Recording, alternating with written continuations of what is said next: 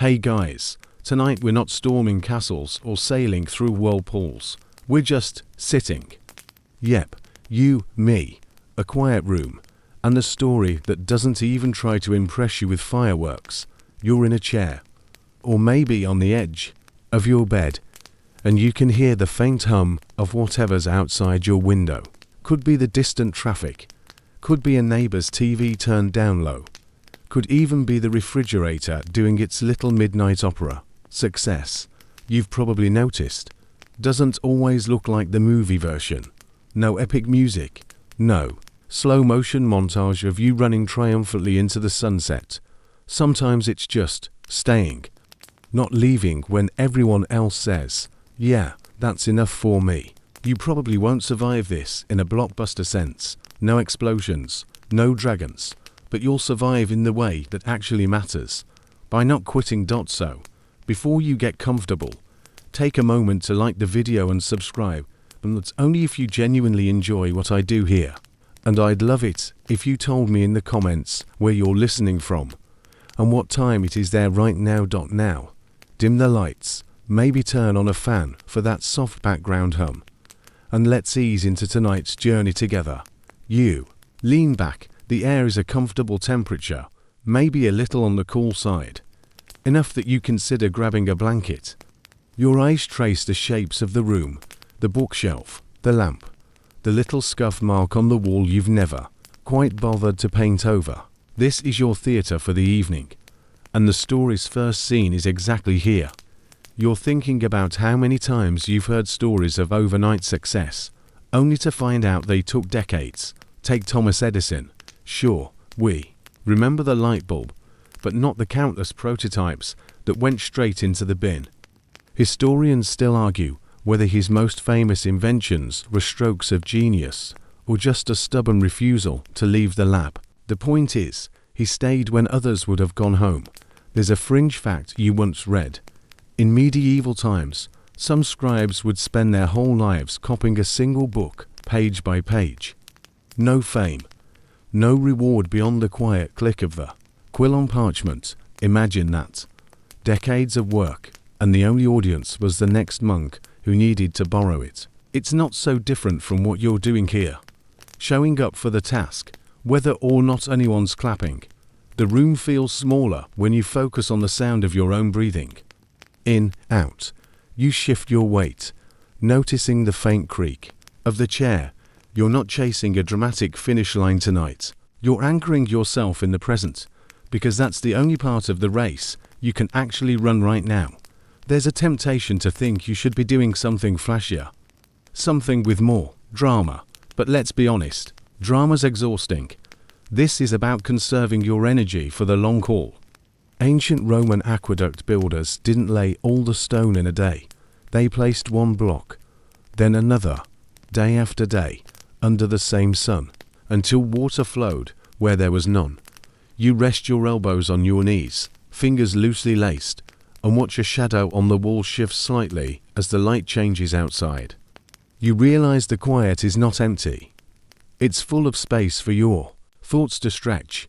Even the ones that usually get shoved aside in the daytime rush start to wander back in. Some are heavy, some are silly, like wondering if the spider in the corner is plotting a slow-motion coup. A little sarcasm bubbles up in your mind. Great, so the big plan for tonight is to sit. But yes, that's exactly the plan. Because in a world that sprints, choosing to sit can be radical. Choosing to stay when you're not sure what's next. That's where the groundwork gets laid. If you were a ship, this would be the moment you're anchored in a quiet bay, sails tied, listening to the hull creak as the tide shifts. You're not racing across the ocean right now. You're checking your ropes, patching your sails, making sure when you do leave the harbor, you don't sink in the first gust of wind. Your eyes close for a moment. You're still here. The quiet has wrapped itself around you like a slightly scratchy but well-loved blanket. You know there's a journey ahead, but for now, the only movement you need is the steady rise and fall of your breath. Somewhere out there, others have stopped entirely, walked away from their climb. You haven't. You're still in the chair, still in the room, still present in your own life. You keep your eyes closed a moment longer, but the image starts forming anyway. A mountain, not the dramatic jagged kind you see on postcards, but one built entirely from small, uneven pebbles. It stretches far above you. Its slopes are patchwork of grey, brown, and the occasional flash of quartz catching the light. From the base, it looks impossible. But as you focus, you notice that each stone is small enough to step over. The thought comes to you: no one climbs this sort of mountain in a single heroic bound. There are no cinematic leaps, no swirling orchestral music. Just one pebble, then another, and another. The air up here is thin with patience. There's a historical fact that tickles the back of your mind. In the Inca Empire, stonemasons built entire cities in the Andes without iron tools or the wheel, each stone carved to fit perfectly with its neighbors. Historians still argue whether the precision was purely craftsmanship, and if they had techniques we've since forgotten. Either way, it was one stone at a time, placed in quiet determination until the city was ready to live in. Your mountain feels similar.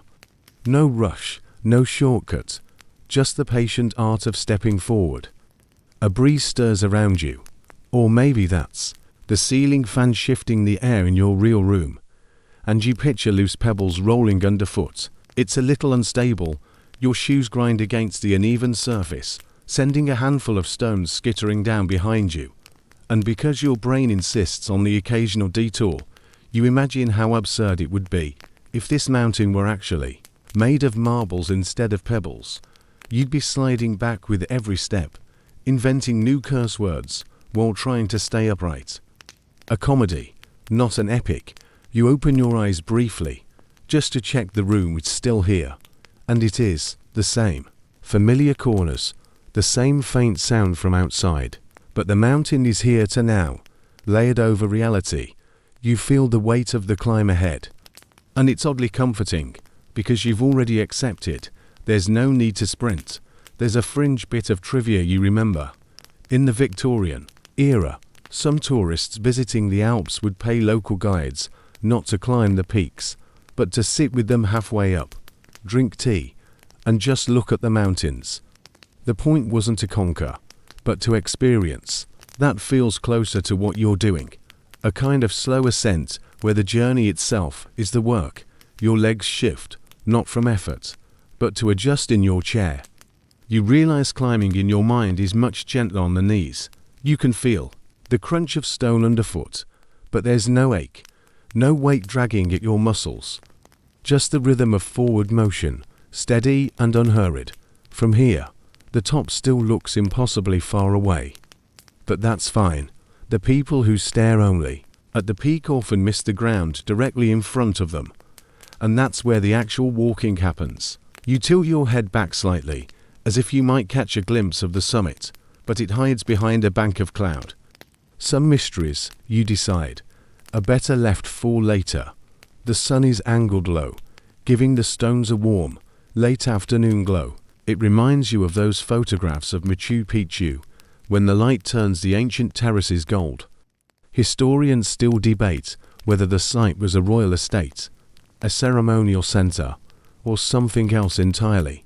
Whatever it was, it took decades of work, layer upon layer, to shape that mountaintop into something lasting. You take another mental step. The pebbles shift again. The sound is tiny, but satisfying, like shaking a jar of small beads. It's not the sound of conquest. It's the sound of progress, so slow it almost hides from you. And yet, you're moving. You glance over your shoulder in your mind and see the faint outline of where you started. The base is already a little distant. A small win, barely worth marking, but still yours. And as you turn forward again, the path seems just a little clearer, a little more your own. The mountain doesn't demand speed. It just asks you not to stop. Your boots, the imaginary ones, not the slippers you're actually wearing, crunch softly on the slope. The air feels cooler now, not with altitude so much as with awareness. It's that strange shift in temperature that happens when you realize the ground beneath you has changed. Even if the sky hasn't, you pause and take in the thought that's been sneaking up for a while.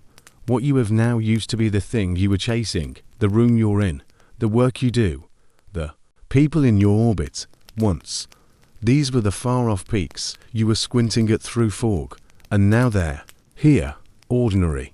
They sit on the shelf like old books you haven't opened in a while. There's a certain comfort in that, but also a restlessness.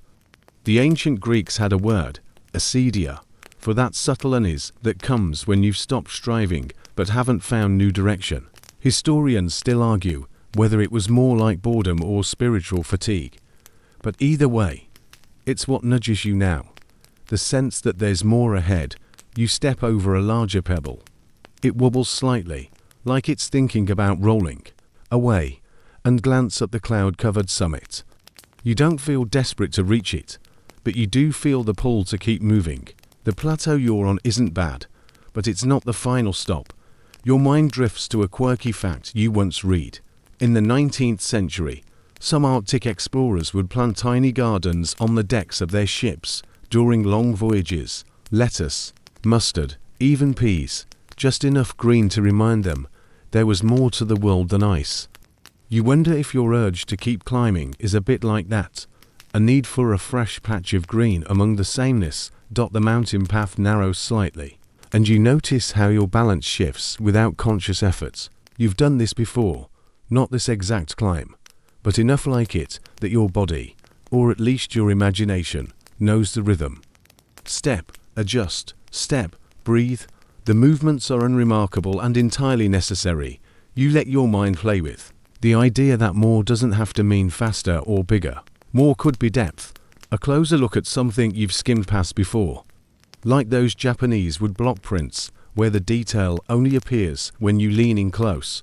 The grain of the paper, the faint outline of a mountain behind the mountain, somewhere below, out of sight, is the version of you that thought this spot would be the pinnacle.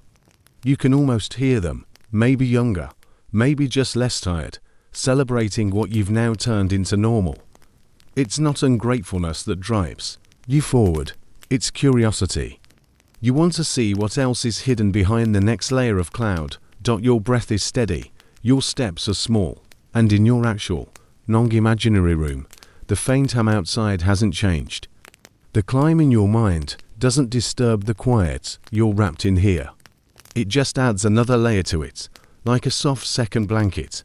You pass a patch where the stones are finer, almost sandy, and they shift with a sigh under your weight. You imagine this is the mountain's way of noting your presence, not loudly, just enough to register you're part of its surface now. A small joke slips into your thoughts. If the mountain could talk, it would probably say, "Oh great, another one of you lot." Try not to rearrange too much while you're here. You smirk, because even your inner sarcasm is quieter up here. You don't need to decide tonight how far you'll go. You only need to notice that there is farther to go. And that's enough for now. The understanding that today's ordinary was once extraordinary, and that tomorrow holds another shift you can't yet picture. The slope bends slightly, leading you to a place where the stones are darker, like they've been dampened by a sudden passing cloud. You pause, testing your footing.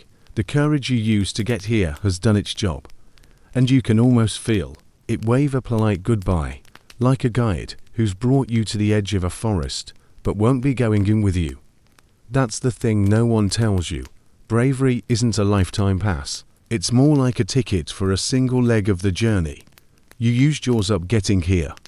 And now, if you want to keep going, you'll need a fresh supply. It reminds you of a detail from Antarctic expeditions in the early 20th century. Historians still argue whether Robert Falcon Scott's team underestimated their return trip or were simply undone by bad luck.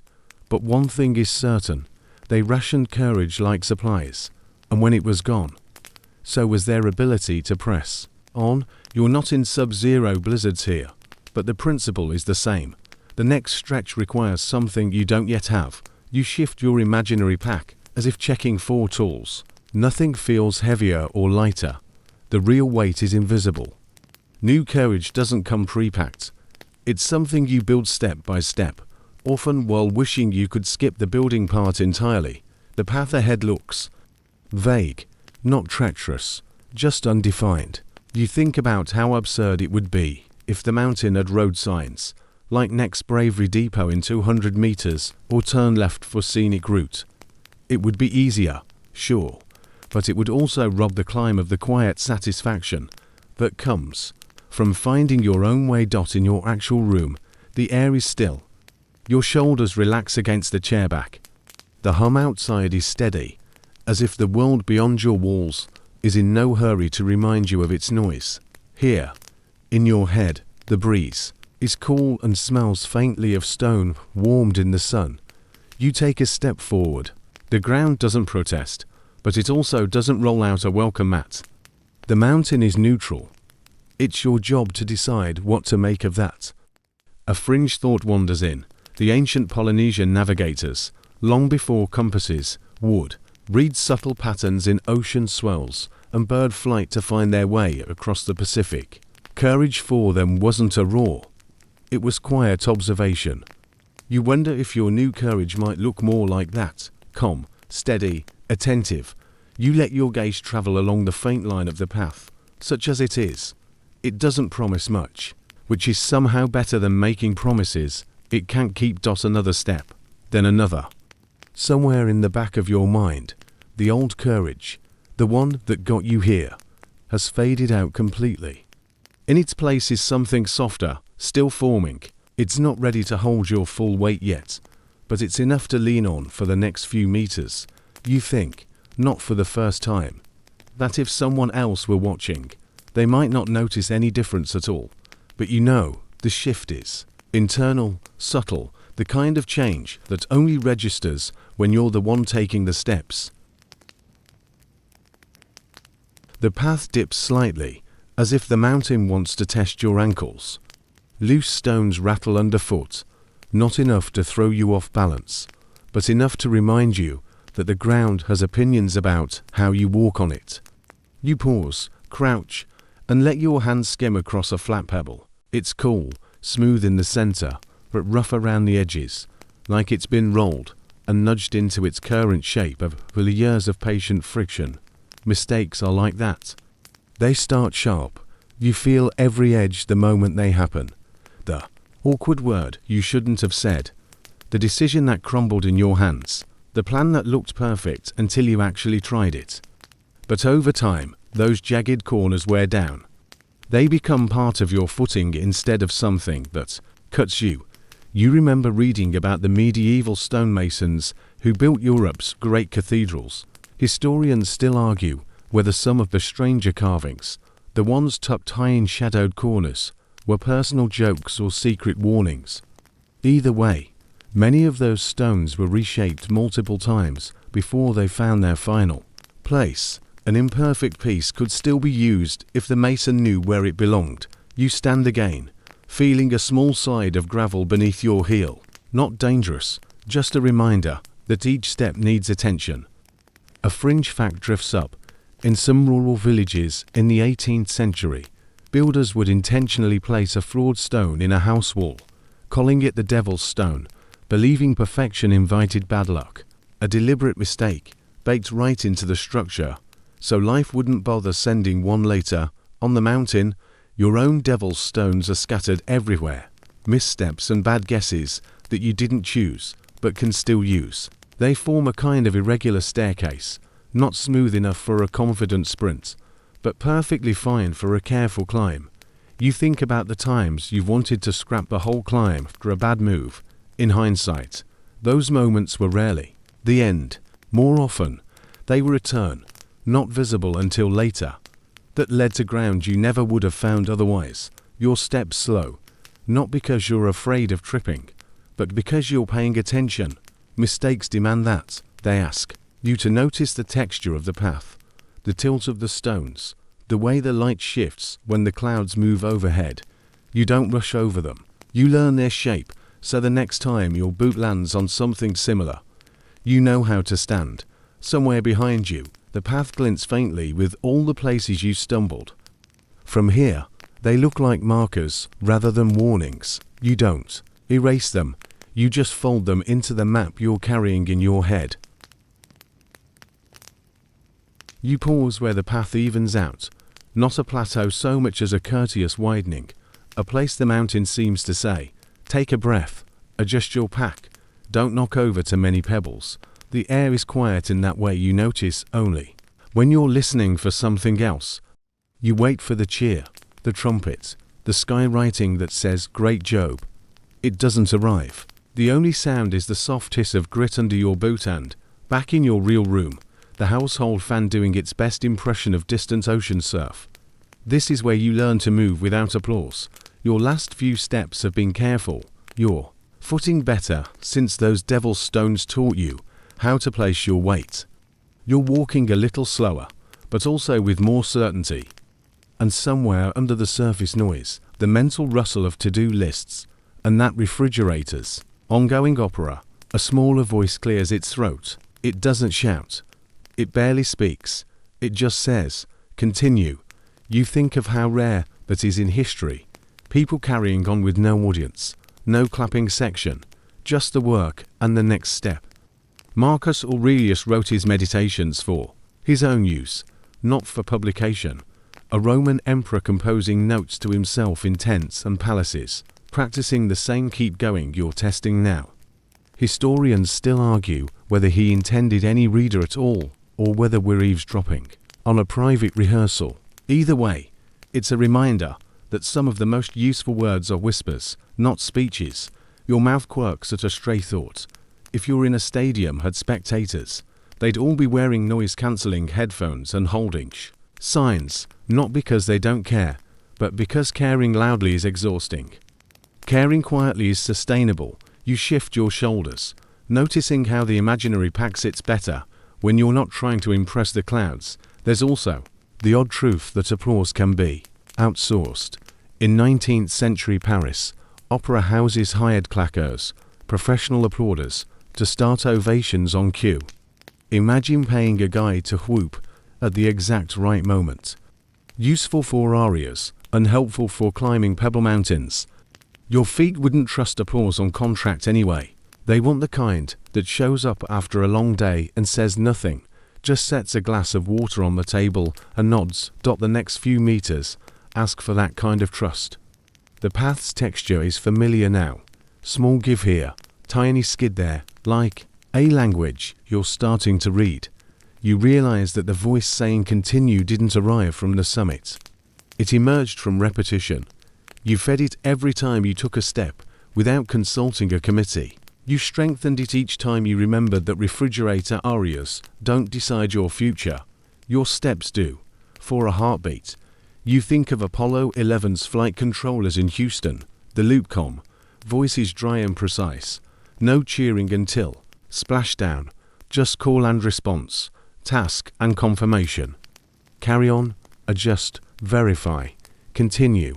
Mission control isn't glamorous. It's disciplined breathing with headsets. You're doing a pocket-sized version of that.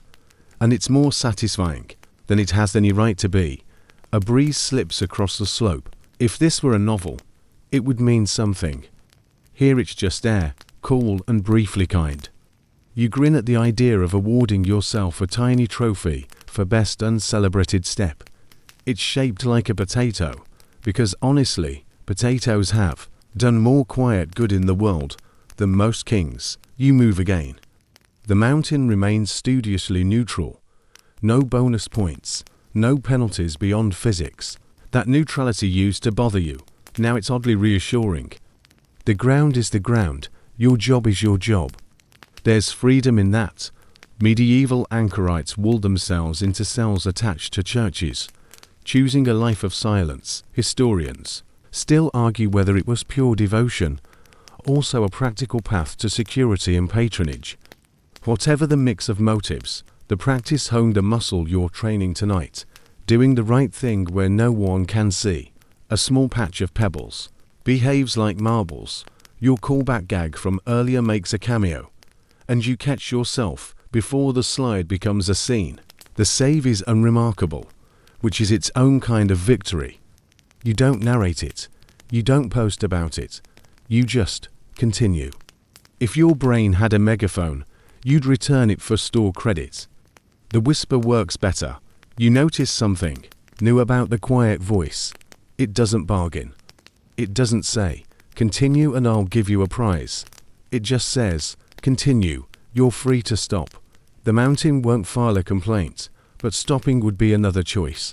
To own, not an inevitability handed down by weather or fate. The agency is yours in a way that feels both heavy and light. Somewhere in this slow progress, you remember that even perfectionists left room for mistakes. The flawed stone in the wall, the cathedrals with cheeky gargoyles in the shadows, the explorers planting lettuce in snow, all quiet nods to the long game. You're in that game. Your like and subscribe moment is hours behind you.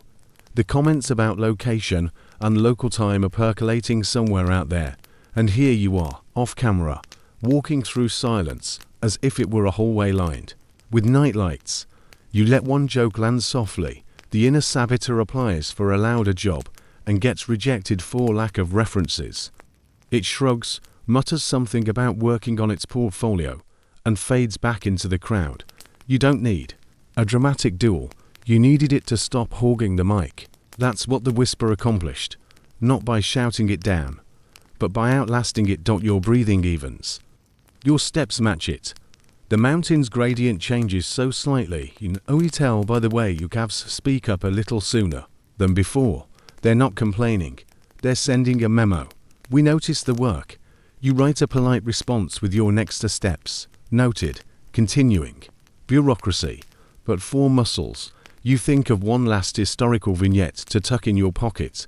Lighthouse keepers tending lenses through storms, trimming wicks, polishing glass. Ships sailed past without clapping. The point was that they could sail past. The keeper's reward was an unremarkable night.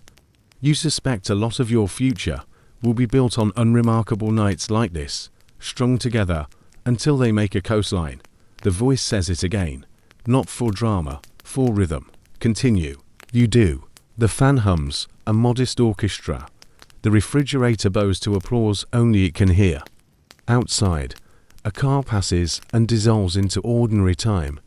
Inside, the ground agrees to be ground under your feet, and your feet agree to be feet. It's not thrilling. Exactly. It's something sturdier. Pebbles shift. The path lifts. You are still here. Continue. The slope flattens just enough for you to stop feeling it in your calves, though your breath still carries the rhythm of the climb. You let your gaze drift back down the way you came, and at first it feels like looking through the wrong end of a telescope with everything smaller, further, faint with distance. The base is hazy now, not because of mist, but because your mind can't quite hold all the details of where you started. The patch of pebbles that once seemed treacherous now looks like a polite introductory handshake. Even the awkward slide where you nearly lost your footing earlier has softened in memory. Like a story you can tell without the sting. It's a strange thing, pausing here. This isn't the top, but it's high enough to see how far you've come. There's a quiet pride in that, the kind that doesn't need to be shouted. A pride that stands still for a moment, takes a slow breath, and lets the view settle. You remember reading about the Great Wall of China, how it wasn't built in one grand sweep, but in countless stages, patched, extended, and repaired over centuries. Historians still argue over its total length, since some sections are gone, and others were more symbolic than functional. Standing there, workers must have looked back on completed stretches with the same mix of satisfaction and awareness. This is good. And tomorrow we start again. A fringe fact drifts in. In certain old sailing traditions, when a crew reached the halfway point of a long voyage, they'd hold a halfway ceremony, sometimes involving a toast, sometimes a prank, occasionally dressing up as mythical sea creatures. This feels a bit like that, the halfway mark disguised as an ordinary day. The breeze up here carries a slightly different scent, or maybe you're just noticing more. There's a crispness, like stone warmed through and then cooled again. It makes you think of standing on a balcony after a summer storm, when everything smells washed but still holds the memory of heat. You shift your weight, feeling the ground's gentle insistence that you're welcome to stay for a moment, but not forever. You don't feel rushed, yet you sense the quiet pull of the next stretch. The mountain doesn't demand speed, but it does expect movement. Looking back, you realize the climb so far has already reshaped you in ways you didn't notice at the time. The balance you found on loose stones, the patience you've grown in the absence of applause, the reflex to keep going when the path was unclear. Those aren't just tools for this climb. They're part of you now, like muscle memory for challenges you haven't met yet. You smirk at the idea of holding an actual awards ceremony here. Just you, maybe a pebble as a trophy, and an imaginary audience politely clapping from somewhere off stage. Congratulations, the master of ceremonies would say. You've reached a scenic pause. Then they'd nod toward the next incline. You glance up, catching a glimpse of the path winding out of sight. The summit is still hidden, but it no longer feels impossibly far. What felt like the ceiling when you began is now the floor. And that shift, more than the height, more than the distance, is what makes this pause worth taking. The air in your real room is still the same temperature, the same quiet hum in the background, but in your mind, you're standing taller, the world spread out beneath you in muted colors. You don't linger out of hesitation. You linger out of respect for the distance already traveled. One more breath. One last glance over your shoulder. Then you turn forward again. You test the next stretch with the same careful heel-to toe you've been practicing, and the mountain answers with a soft rattle, as if clearing its throat before letting you pass. The ground isn't hostile. It's honest. It reminds you that openness here has a price. You could slip. You might scuff a knee. You might, heaven forbid, perform a brief, ungraceful, arms pinwheeling dance that would earn high scores from the judges of accidental slapstick. You smile, because vulnerability always feels a little like that. You're balanced, but only because you're willing to wobble. You breathe in, slow. The air has that slate cool scent again, the one that makes you think of rain that changed its mind. You realize you've crossed one of those quiet thresholds that never announce themselves. Before, you wanted to appear steady. Now, you accept that steadiness happens because you risk not being steady first. It's the door you push open by admitting there's a door at all. History sneaks its way into the scene. As it does, consider the Roman road builders. Their network stretched for tens of thousands of kilometers, crowned with tight-fitted stones over well-drained layers. Mainstream fact, nothing flashy, and yet it all hinged on faith in materials and methods that could still fail under flood or march. Historians still argue whether some routes were placed primarily for military speed or economic integration. But either way, those engineers risked the imperial equivalent of a faceplant each time they crossed marsh or mountain. Vulnerability and infrastructure, an unlikely pair, kept an empire connected. You feel that pairing in your own steps. Not imperial, not grand, but connected. Each movement linked to the next by your willingness to be seen by yourself. Vulnerability is not a billboard. It's a backstage pass. No spotlight, no pyrotechnics, just access to the corridors where the work happens. You've been there before in smaller ways, trying an idea that didn't clap for itself, having a conversation that could have gone sideways, posting something without the protective armor of certainty. The mountain registers every one of those quiet experiments as extra traction, a fringe tidbits idles in to keep you company. Medieval pilgrims sometimes stitched a tiny cloth badge to their clothing, scallop shells for Santiago, little ampulla, 4 Canterbury tokens that said, yes, I'm walking toward meaning, and yes, I might get blisters. A vulnerable advertisement, really, not I've arrived, but I'm risking arriving. You don't have a shell on your jacket tonight, just this soundless agreement with your own feet, which might be louder in the important way. A pebble rolls out from under you, just one, a nudge rather than a challenge, and you adjust without fuss. If this were earlier in the climb, your heart would have thumped. Now, you note it the way a lighthouse keeper notes a gust, useful data, not an emergency. You think of those keepers again, trimming wicks in stormlight. They didn't know which ships they saved. The saving was in being available. That availability is the strange commodity of vulnerability, making yourself present where outcomes are not guaranteed. You risk being overlooked, misunderstood, or worst of all met with silence colder than the slope under your feet. But the door only opens from your side. Waiting for certainty is like waiting for the refrigerator to finish its aria before you grab a glass of water, charming in theory, dehydrating in practice. You let the appliance hum and pour anyway. You catch yourself wanting to craft a clever plan that allows all the growth with none of the risk, all the height with none of the vertigo. A classic brain request. You negotiate gently, like you're talking to an overexcited golden retriever. We will plan, yes, but we will also proceed. The mountain is not a spreadsheet. The cell formulas are rocks and breath. Another step. You picture a door frame here on the slope, simple wood, a bit scuffed, standing for no reason other than yours. On one side, guarded competence, the kind that never spills coffee and always knows where the meeting link is. On the other, rooms you've only guessed at. You take the frame seriously, because thresholds deserve ceremony even when you're the only guest. When you pass through, the air doesn't change temperature, the sky doesn't split, but you do notice a tension leave your shoulders that you didn't know you were carrying.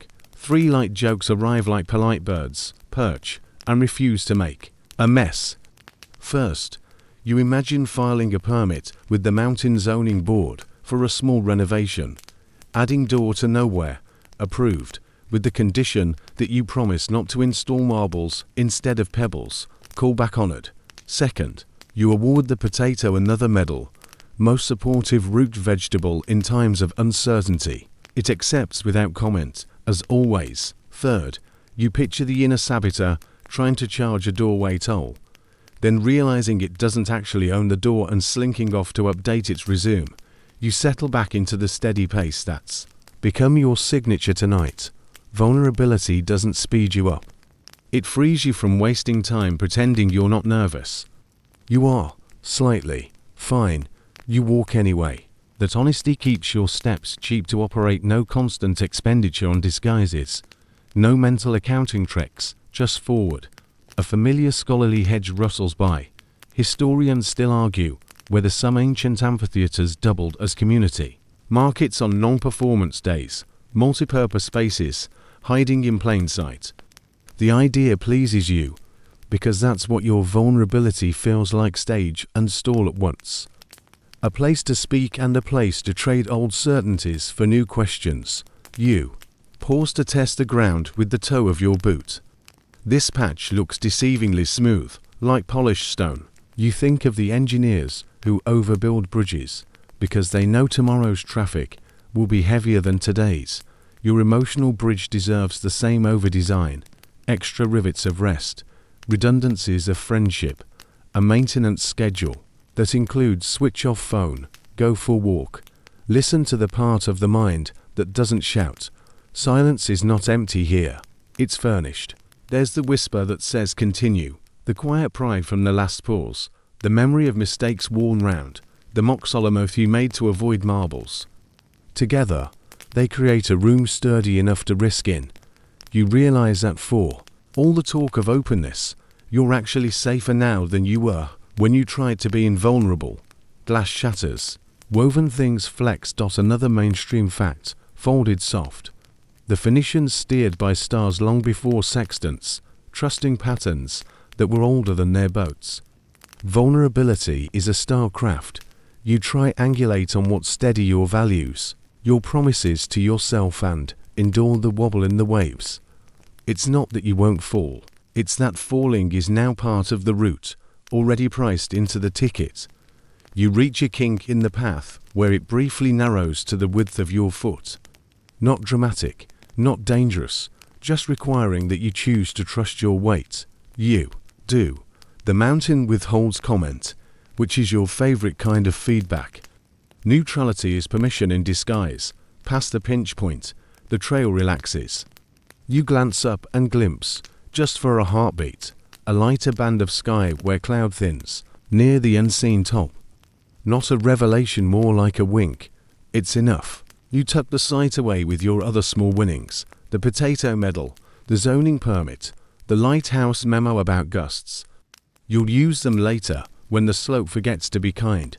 Back in the room, the fan completes another lap of breeze, and the refrigerator bows.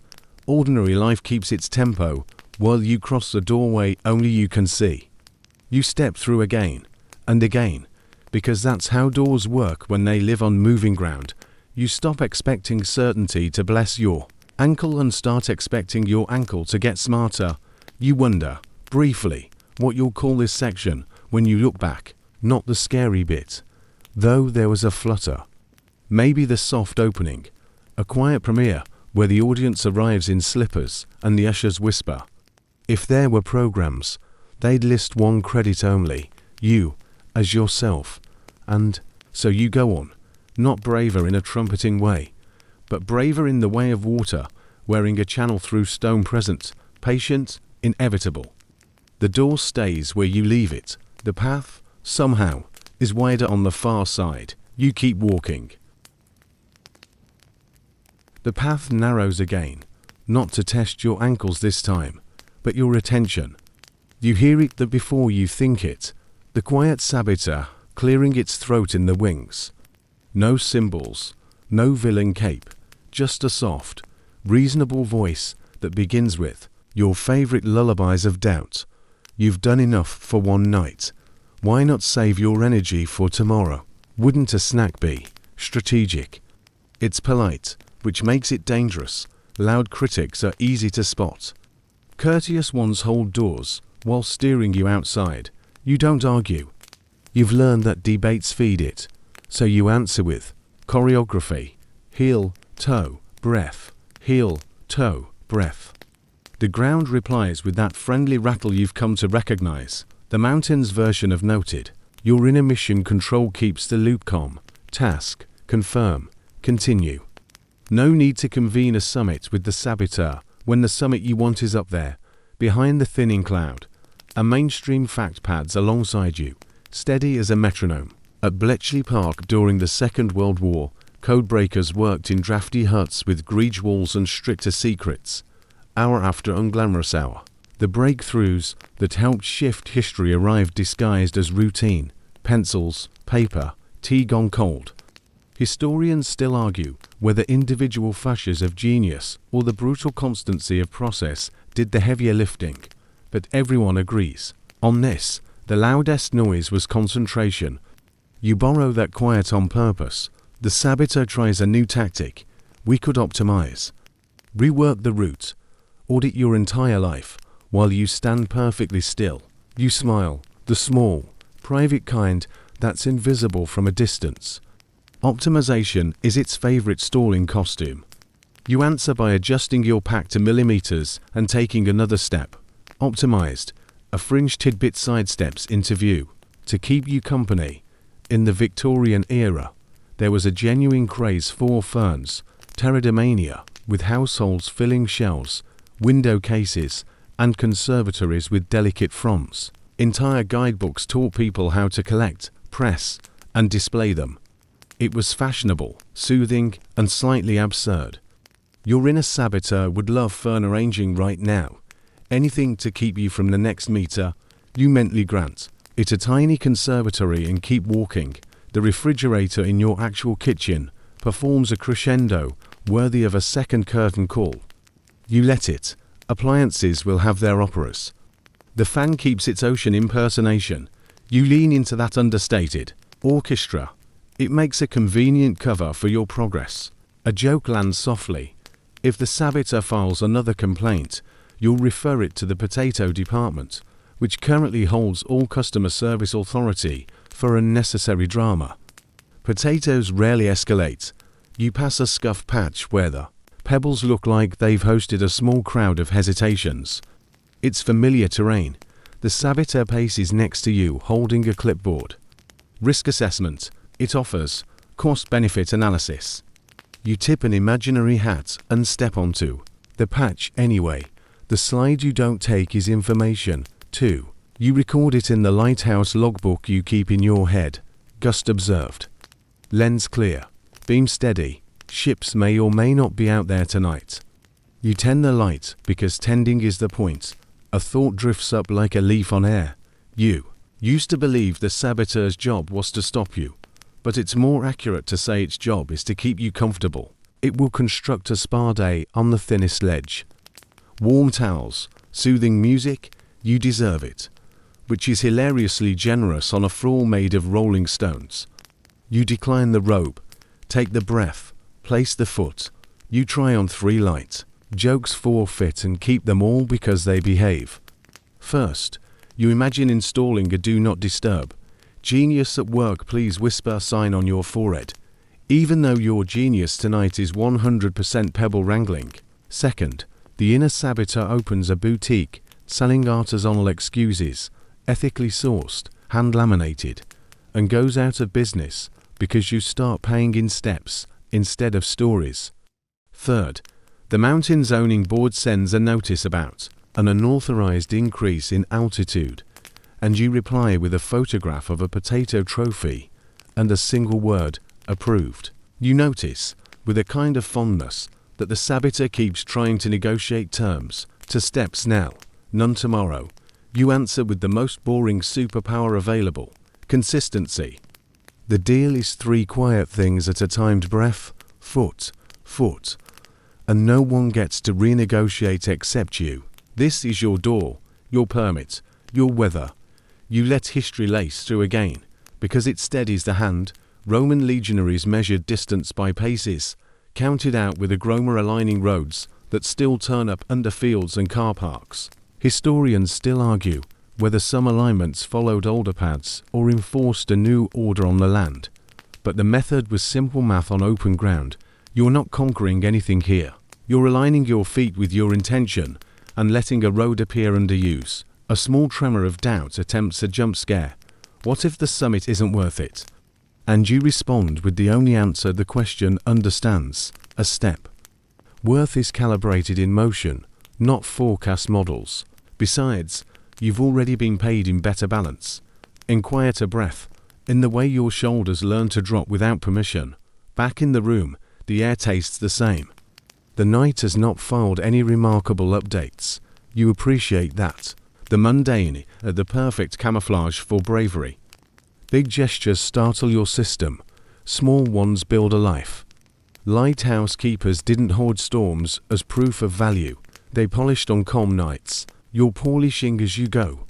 Grit under boot translating to a low gloss only you can see. A memory of earlier sections checks in. The marbles joke, the zoning permit, the door frame on the slope. You recognize a pattern you didn't plan. Your mind keeps furnishing the climb with slight absurdities that make staying possible. That's not distraction, it's architecture. Comedy is your cross-bracing. If the saboteur complains about the decor, remind it that woven things flex, rigid things crack. You give the saboteur one last chance to make a persuasive case. It clears its throat, flips its clipboard, and finds it has nothing new to add. That's the secret you nearly missed. It doesn't have your updated map. It only knows yesterday's obstacles. Today's you walks through its best arguments like light through lace. You don't celebrate. You don't need to. The victory is procedural. No trial, no verdict, no victory lap, just jurisdiction clarified. The saboteur may comment from the gallery. You hold the gavel. You tap it once, lightly, in rhythm with your next step. Continue. The path widens by a shoulder's width, which feels extravagant after the pinch point. You resist the urge to award yourself a second potato trophy. Even the potato department would call that overkill. Instead, you mark the expansion by letting your lungs take a slower, longer sip of air. The mountain accepts the ritual. Neutrality remains the kindest blessing. Somewhere far below, the version of you who used to debate with doubt is waving, a sympathetic little salute. You wave back without breaking stride. Both of you understand that talking the saboteur into silence was never the job. Outlasting it was. Outlasting anything is a quiet art. You keep walking. The fan hums. The refrigerator bows. The lighthouse beam sweeps a horizon you can see, but believe in. The road aligns beneath your feet because your feet keep drawing. It, the voice that used to say stop tries later, you answer with now, once, softly, and let your steps carry the rest of the sentence. The incline evens out into a narrow ridge, just wide enough for a careful stride. On one side, the slope falls away in a tumble of rocks and shrubs, the kind of drop that's not lethal, but would definitely rearrange your afternoon. On the other, the mountain curves upward in a patient arc. Like a shoulder hunched against the wind, you slow, not out of fear, but because the path demands a kind of ceremony here. There's no rushing across a place where one step to the left is a lecture. In gravity, you place your feet deliberately, feeling the flex of the earth beneath you, the tiny give in the soil where roots grip deep. The sky is clearer now, washed pale by the thinning air. You think of how artists in the Renaissance would lay a lighter and lighter shades toward the horizon, not because the sky actually faded, but because the eye needed that softness to believe the depth. Perspective as a quiet illusion, a fact drifts into place. Tightrope walkers rarely look straight down or straight ahead. Instead, they focus on a point a few paces in front of them, close enough to feel within reach, far enough to keep their steps honest. You realize you're doing the same now, your gaze fixed on a knot of stone about 6 feet ahead. This ridge feels like a summary of the climb so far. Every skill you've picked up, balance, patience, a healthy respect for uneven ground, gets used here. You can't fake steady footing. You either have it, or you go back down to learn it the harder way. There's an odd comfort in the exposure. With the air moving freely around you and the ground dropping away on both sides, you feel lighter, not because the risk is gone, but because you're meeting it without the extra weight of wondering if you can. You imagine the people who've walked narrow places before, shepherds crossing weathered ridges, traders taking shortcuts between valleys, monks carrying grain up to lonely hillside monasteries. They all knew the same truth. You're walking now. The path is only as wide as your attention. Halfway across, you pause, not to rest, but to absorb the stillness. There's no sound but the wind and the faint creak of your boots. It's the sort of silence that feels alive, like the mountain is holding its breath until you've crossed. You finish the stretch with a quiet sense of ceremony. No applause, no flag planted in the ground, just a subtle shift of weight as you step back onto wider footing. The ridge is behind you, but the way you carry yourself now suggests it's also under your skin. You glance ahead, where the path curves again and disappears into a fold of rock. Another stretch waits, but you don't feel the urgency you once did. You've learned something here. Not every narrow place is a threat. Some are simply invitations to walk more carefully, and so you do. The fold in the rock swallows you for a moment, the light dimming as if you stepped into a room with only one small window. The air here is cooler, touched with the faint mineral scent of stone that hasn't seen sun in years. Your footsteps echo just enough to make you aware of them, the rhythm of your own progress bouncing softly back to you. It's not a cave, more like a shallow corridor, the mountain carved for itself, an accidental hallway between layers. You brush your fingertips along the wall as you pass, feeling the roughness give way to patches worn smooth by wind, rain, and the slow patience of time. You think about how some of the oldest human dwellings were little more than spaces like this. Rock overhangs offering just enough shelter to outlast a storm or a night. Archaeologists still find traces of soot from fires long gone, a kind of quiet signature, left behind by people who never thought anyone would come looking. Halfway through, the corridor bends slightly, and you catch sight of a thin ribbon of light spilling in from the far end. That strip of brightness feels oddly magnetic, not urgent, just quietly insistent, like an open door you help but drift toward. There's a certain comfort in these in-between places. Out there is open ground, unwind. Back there is the path you've already walked. Here, though, you're neither arriving nor leaving. You're simply inside. It's the pause between notes in a song, the empty page before the next chapter. You imagine medieval masons resting in the shade of unfinished arches, the structure half built, but already shaping the space around it, or caravan traders pausing under cliff ledges, their goods stacked neatly while they wait out the midday heat. These pauses didn't make the journey shorter, but they made it possible.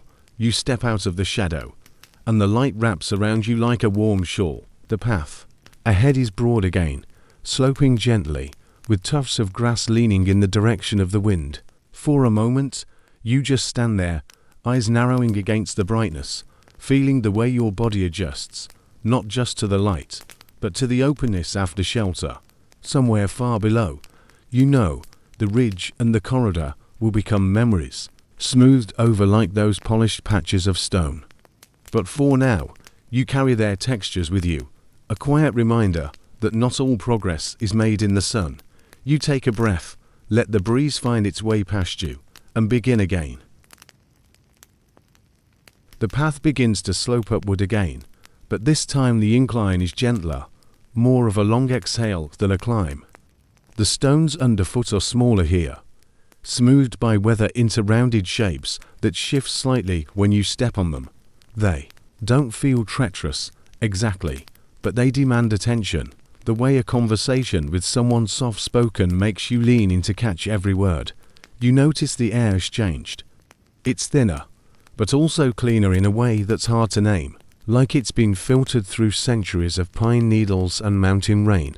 The breeze carries scents in layers, first the faint sweetness of grass warmed by sun, then the resin of conifers higher up, and underneath it all the steady, almost invisible smell of cold stone. Somewhere in your mind, a half-remembered fact surfaces. In certain old cities, the streets were designed to rise gradually toward the center, so water would drain outward, and the marketplace would stay dry. Even here, with no buildings in sight, the slope has that same kind of subtle purpose. It leads you upward not with challenge, but with patience. Birdsong filters in from somewhere beyond a stand of shrubs, not the busy chatter of lowland birds, but slower, more deliberate calls that seem to use the space between notes as part of the song. You can't see the birds, but you find yourself walking in rhythm with them, your pace naturally matching their unhurried cadences. A stray thought catches you. The difference between a path you take because it's the only way forward, and a path you take because it's simply there, inviting. This one feels like the latter. There's no push, no need to prove anything. Just the slow unfolding of one step, then another dot in the distance. The trail crests slightly before dipping out of view, as if the mountain is offering only the next small piece of the story. You realize you prefer it this way, a book that turns its own pages only when you've finished reading the last one.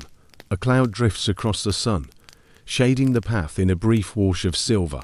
It's neither colder nor darker, but it changes the mood, as if reminding you that this mountain is also a sky, a weather maker in its own right.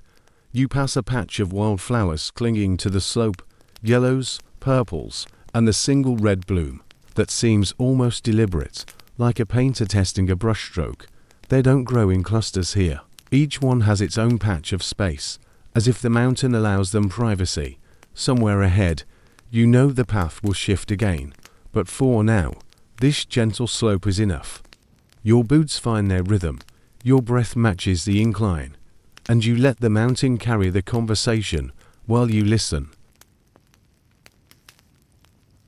You crest the gentle rise and find a hush so complete it feels refrigerated, crisp, exact, the kind of cold that keeps things honest. Ahead, a pale field of scree spreads like frost. You stop, not because the slope is difficult, but because the stillness invites inventory. It's the right moment for an unflashy truth. What people see of your progress is a sliver. The rest, the hours and doubts and tiny adjustments, lives under the surface, solid as winter. You picture it the way school posters used to. An iceberg, tidy triangle above, cathedral below. The visible bit is a thumbnail, a new habit that looks effortless, a small win that seems spontaneous. The unseen mass is the repetition you didn't photograph, the near slips you corrected before they became stories, the paperwork you filed with the mountain zoning board under incremental altitude, no audience, approved, obviously. You attached the potato trophy as an exhibit, a mainstream fact clicks into place, cool and satisfying. Roughly 1/10 of an iceberg's volume rides above the waterline. The resty about 9/10 stays submerged, displaced ocean holding up a mountain made of yesterday's winters. Historians still argue whether the Titanic disaster owed more to brittle steel, low temperatures, excessive speed through an ice field, or a chain of missed warnings. But no one debates the geometry. The bulk hidden below is what sculpts the danger and the strength. You scuff a toe through the pale gravel and think about how often being overlooked is just someone mistaking the tip for the hole. It stings in the moment, the promotion that skates past, the silence where a reply should be, the numbers that don't blink in your direction. But the map in your pocket doesn't redraw itself, because the lighthouse on the far shore blinked. Late, you still tend your lamp, trim, polish, check bearings. The beam is for ships you'll never meet. The tending is for you. A fringe tidbit drifts in from a colder cupboard of memory. Iceberg lettuce wasn't called that because it's chilly. In salads, shippers in the 1920s packed heads in crushed ice and sent them cross-country. And the name stuck. It's a domestic myth turned produce aisle. You decide that your quiet work is iceberg lettuce for the soul, humble, often underdressed, but transported on a bed of effort that nobody sees, wine slides across the slope. As discreet as a librarian, you let your breathing match it, in on the whisper, out on the hush, and think back to how many little things had to stack for you to stand here without wobble. The marbles that weren't, the ridge that became a ceremony, the door frame you walked through with your own permission. None of that would look like much in a highlight reel. All of it weighs a lot below the waterline.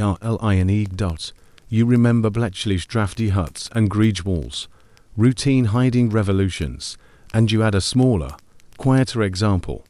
A scribe in a monastic cell scraping a line of vellum smooth to correct a letter no one but God and the next monk will notice.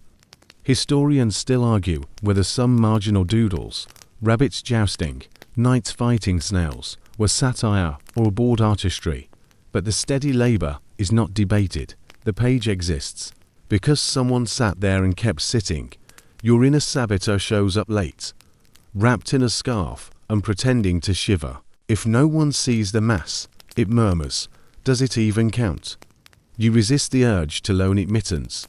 Politeness is how it sneaks past security. Instead you answer with logistics, heel, toe, breath. You move a small distance in a small way. The saboteur checks its watch, bored already. The potato department stamps another form, effort recorded. Audience optional. You let 3 light jokes land gently, like snowflakes that know not to stick. First, you imagine opening an exhibit called 9/10, a retrospective, 3 rooms of unglamorous artifacts, scuffed boots, dull pencils, a fan that hums like an ocean impersonator, with the audio guide whispering, please admire the absence of drama. Second, the mountain zoning board asks you to submit a below-surface impact study, and you mail them your laundry receipts and a photo of your slightly straighter pasture. Third, you award the potato an honorary captaincy over cold storage. It salutes by doing nothing, which is, somehow, exemplary leadership. You shift your weight and the scree answers with a soft clatter, not loose, exactly, just honest about friction. It makes you think of research notes you never cite but rely on, stretches you do before your run, the 5 minutes of silence before a call where you decide to be calm on purpose. These are the ballast. Ships look elegant because of what's stacked in their holds.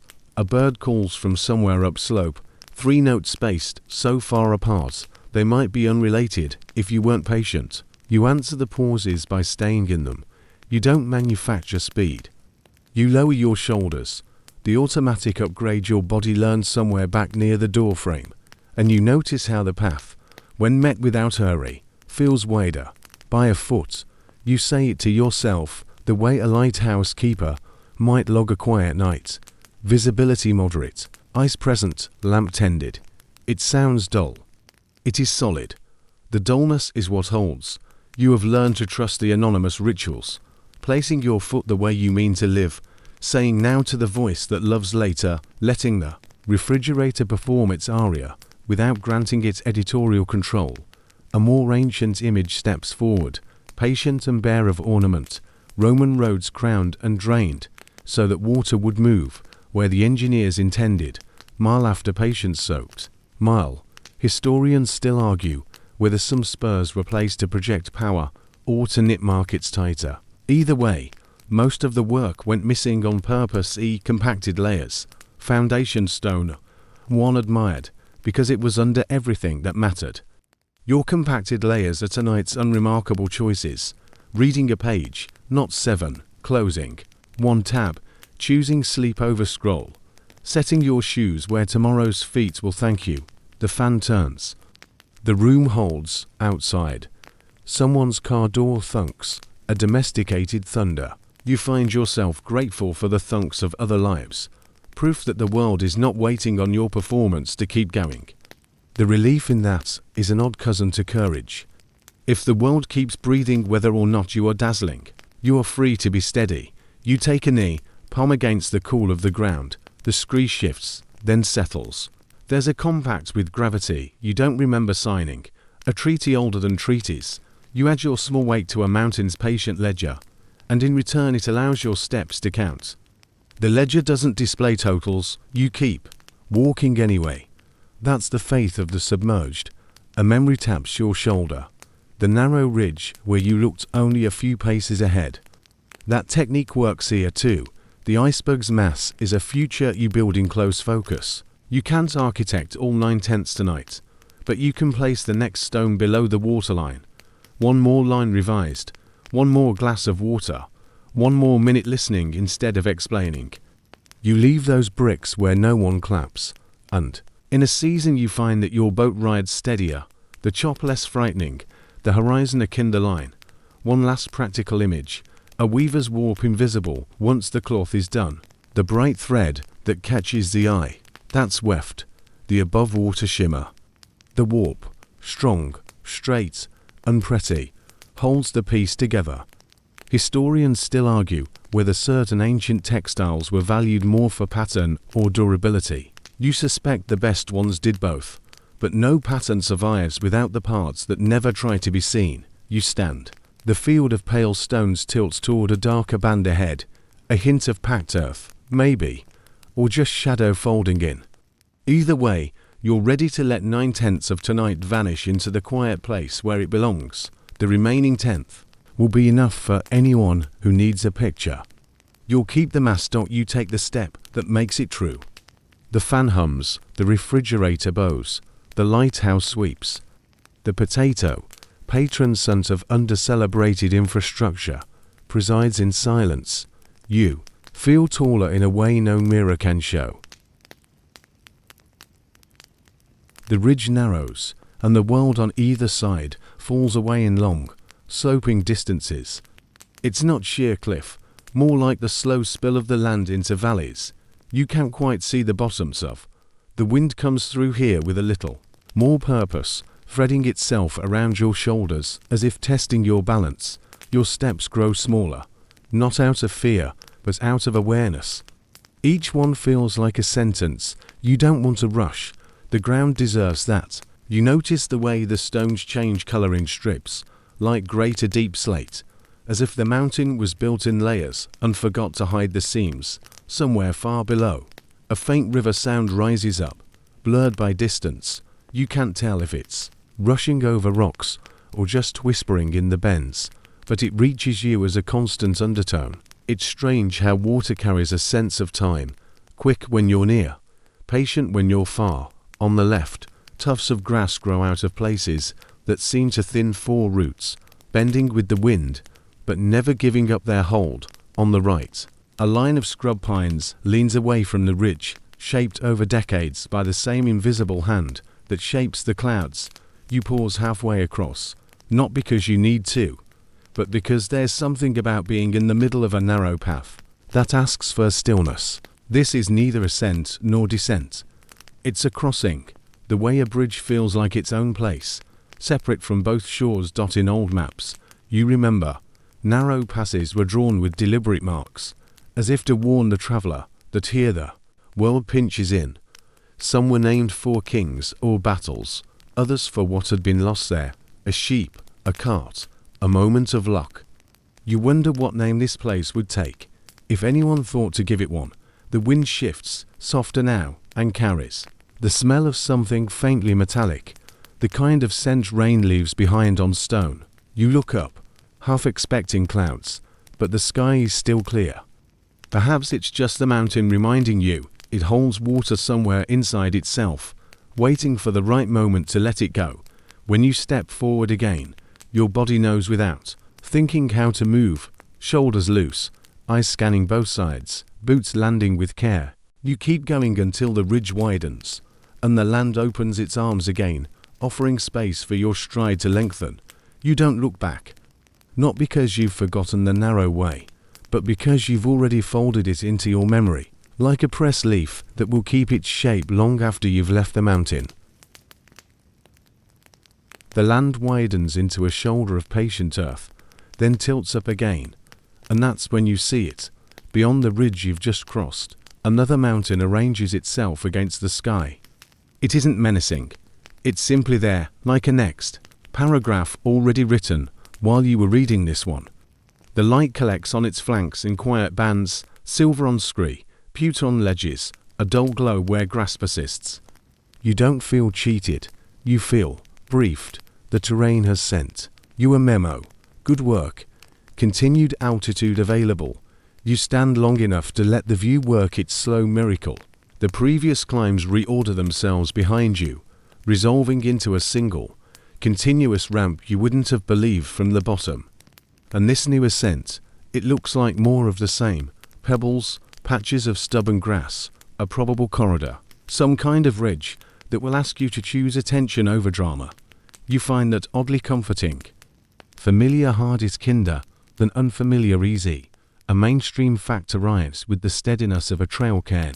In 1953, Edmund Hillary and Tenzing Norgay reached the summit of Everest and declined to say who stepped onto the top first, agreeing that they'd arrived together. Historians still argue whether the exact sequence matters, but both men made the point you're feeling now. The climb is plural. Even when there's only one pair of boots on your mountain tonight, you're bringing your earlier selves, your quiet teachers, including the potato department, your uncelebrated rituals, and the fan that hums like a small, reliable ocean. You look for the path and, of course, it hides until you move. That's how paths work. A faint braid of lighter stones hints at a line. A darker seam suggests shade where a fold might give you shelter. You do the sensible thing, heel, toe, breath. The mountain meets you with its best neutrality. It doesn't guarantee weather. It doesn't apologize for gravity. You appreciate the policy. A fringed tidbit saunters up wearing a tweed cap. In brushish hill walking, there's a playful classification for certain peaks called Marilyns, not for glamour, but as a pun on Monroe's, and defined by prominence rather than height. It's so delightfully bureaucratic, help liking it. A reminder that what stands out isn't always what stands tallest. Your next mountain may not be the highest you ever climb, but it might be the one that changes your gait. You try the first meters on for size. The ground here prefers you patient, so you are. The inner saboteur jogs alongside waving a brochure titled Tomorrow, but shinier. You take it politely, fold it into a paper plane, and let the wind file it with all previously rejected marketing. Materials, joke one, clipped and tidy. A little higher, a gust crosses your path, carrying the faint scent of resin from some unseen stand of pines. You picture a door frame again, scuffed, simple, and step through without comment. Permission granted by the only signature that counts. There's no thunderclap. The refrigerator at home provides the obligatory aria. You bow to the appliance, with exaggerated gravitas, and keep walking. Joke 2. Domestically sourced, the slope steepens for a short run, and you shorten your stride, rediscovering the old cadence that got you here. Task, action, repeat. You can almost hear Bletchley's pencils, the lighthouse wick being trimmed, the Roman surveyor's Groma finding its line. You imagine the mountain zoning board sending a friendly reminder. Please submit updated plan for a vertical development phase 2. You write back, plan attached, 1 step. To step, 3 step, approved by potato stamp. Joke 3, properly notarized. A scrap of cloud hooks itself on a high ledge, and the light softens the way it does over amphitheaters at dusk, the stone cooling to a humane grey.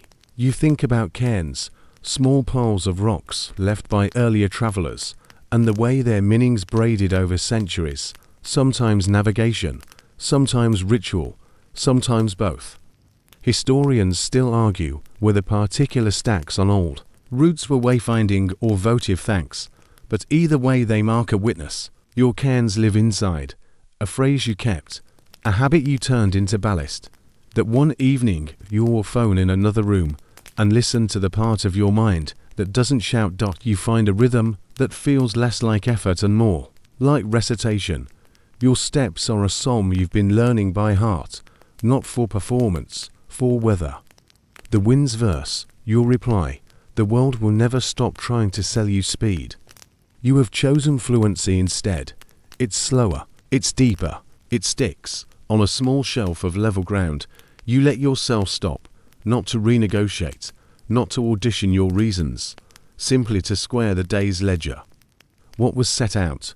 A path, a room, a fan hum, a refrigerator opera, a saboteur with a clipboard, potatoes with unreasonable administrative authority. What was done? Attention, some balance, a handful of steps. What remains? A mountain, of course, but also the calm that comes from keeping a promise you made when nobody was listening. You find this ledger wonderfully dull, which is another word for trustworthy. A hawk writes a looping sentence in the air above, then erases it by drifting higher. Far below, a ribbon of river unknots itself around stones you'll never meet. You notice a tug at the edge of imagination, the old wish for a spectacular shortcut, a gondola, a kindly dragon, at least a moving walkway. You grin and decline. Every time you accept the long way, you become the person who can travel it. Another historical bead rolls to your feet and stays there, weighty and kind. Inca trails cross the Andes with grades so steady that llamas could carry loads 4 days without injury. Those builders traded speed for endurance on purpose. You adjust your pack by a finger's width and let the idea settle into your pasture. Endurance is design, not accident. You take the next run of steps with the easy solemnity of someone who knows which part of the climb is theirs. The mountain will provide its weather. You'll provide your repetition. If you trip, you'll wear the edge smooth. If you hesitate, you'll listen for the voice that only says one word and always means it. Continue. From here, the summit hides. As it should, results are shy, practice is extroverted. You don't need the peak to prove the path. The path proves itself by existing under your feet, 1 honest meter at a time.